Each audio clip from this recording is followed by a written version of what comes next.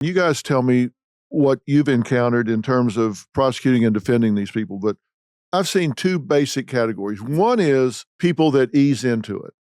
Like they start out and they say, okay, I'm going to fudge these financials a little bit. I'm like, they want to know what this asset's worth. I'm going to give myself benefit of the doubt here. I'm going to fluff this up a little bit. It works and nobody says anything. They say, what's this building worth? And you might think it's worth 200,000 and they say 225. And so they take that 25 extra and they go, hey, that worked out okay. And so nothing happened. Nobody was hurt. Everything went okay. The lie just keeps getting bigger and bigger. And before you know it, they go to their friends and say, hey, will you help me out here? Will you say that you are buying this house, or will you do this or you do that? And the friend doesn't think they're destabilizing the economy. They think they're helping Steve. So they say, yeah, okay, I'm your friend, I'll do it. They don't realize that they've just committed fraud when they signed this document to a federal lending institution. They just think they're helping their friend. You've gotten sucked into it. So they start out small, and before you know it, they've got 40 or 50 loans. It's Bernie Madoff. So you ask them, didn't you realize that at some point this was going to hit the wall? And the answer I've found is no. They never actually projected forward and thought the day's going to come when this is going to all come due and hit the wall. They keep thinking there's going to be one more iteration, one more thing that's going to get me past this. So that's one side that thinks that they just ease into it and then it just gets bigger and bigger. The longer you chew it, the bigger it gets.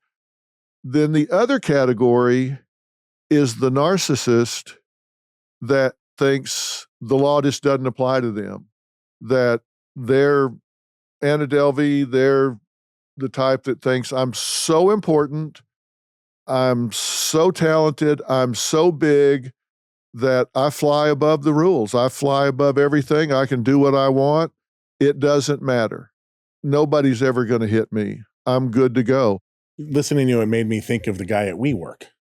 Right? That it kept growing and he kept lying about it and he didn't have to worry. And at some point, he even got Wall Street to approve the IPO. I mean, that's how big it got. And then it wasn't days away from that IPO that it all started collapsing because people finally started looking behind the scam, and all of a sudden people realized there was nothing there. I think it's common to see the first example where people keep thinking the next time I'll stop after the next time, almost like a form of an addiction, and they think they're invincible. And it keeps getting bigger and bigger. They look up, and then what I typically hear them say is, "I was in too deep at this point.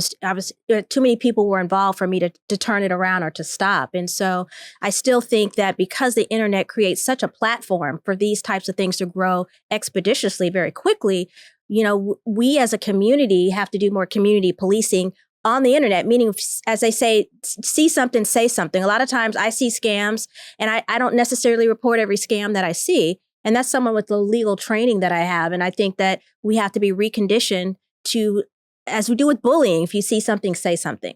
Well, we've seen in several instances, major documentaries that are getting a lot of attention, the most viewed, it seems to capture the attention and just better than scripted television.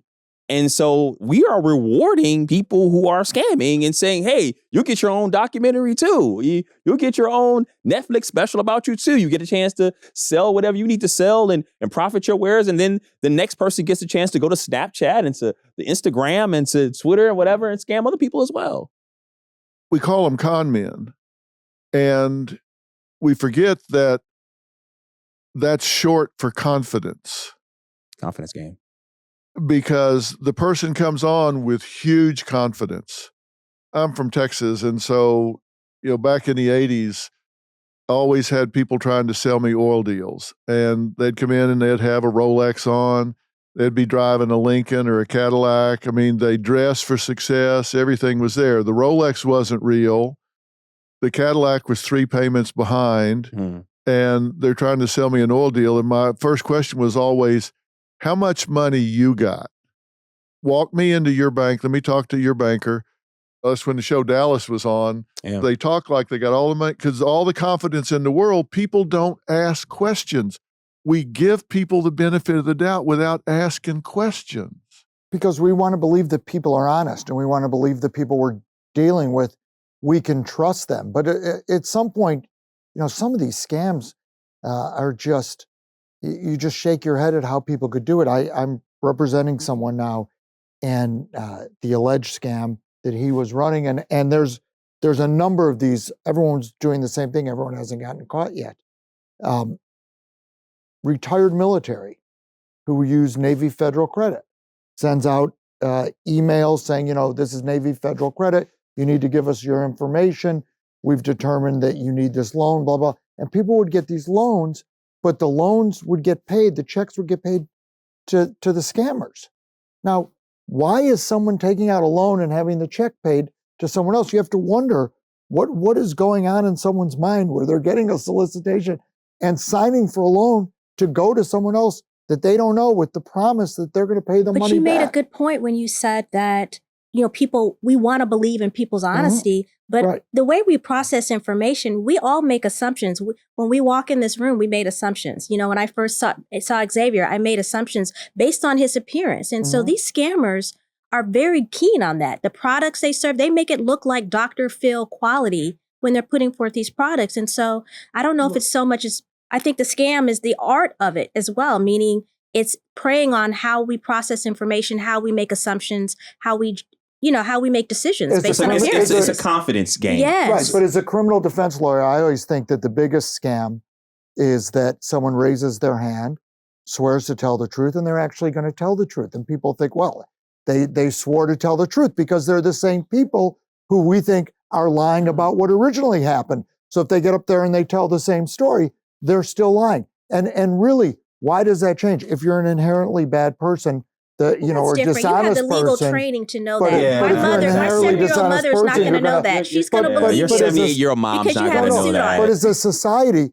we think that just that act of walking in a courtroom and raising your hand, on a Bible, some non-religious person raising their hand on a Bible, somehow going to make them truthful. There's plenty and it's of, not. Yeah, so we like to believe. There's plenty of juries that don't believe. But we like that's why you say you have a criminal defendant. That's why you tell them don't take the stand, because the jury might not believe you. So it's all about the confidence game that con men are able to win.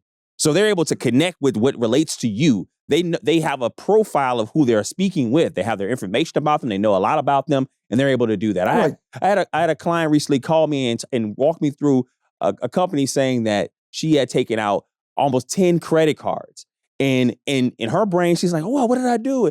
And she's thinking, and they're preying on this person, thinking that something is wrong, this urgency. And that's also attached to the con. Give me your number now. Give it now. Mm-hmm.